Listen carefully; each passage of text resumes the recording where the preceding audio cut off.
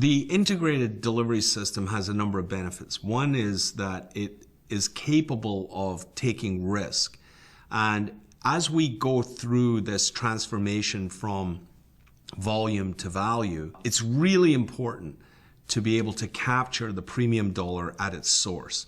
If you don't, you're basically reducing utilization for somebody else. And I don't think that's a sustainable business model. And I think that's the realization that many hospitals are coming to across the country, that they really have to be in the risk business. Maybe not own a health plan, but be in partnership with a health plan and be sharing in the savings with the health plan in terms of reduction in expenditure. Because otherwise, if you are simply a vendor in the food chain of these integrated systems, you're not going to do well from a margin point of view. If we really are going to take volume out, if we really are going to realign delivery of care to be higher performing, the losers in that have to be hospital care and specialty care.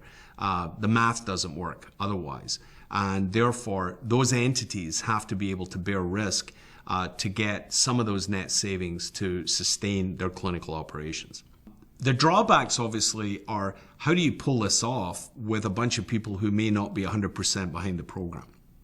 And I think that's the big challenge a lot of these folks have. Part of what we've been doing over the last couple of years is picking teams for the future. Now we've got to play the game out. And the game is really about high-performing clinical organizations.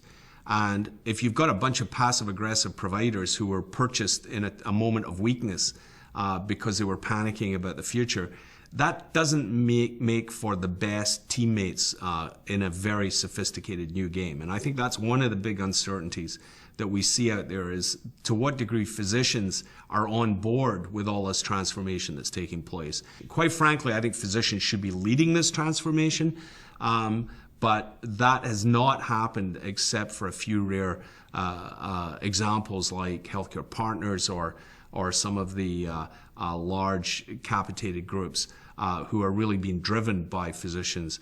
I hope we see more of that, because I think that will be a much more sustainable future for American healthcare.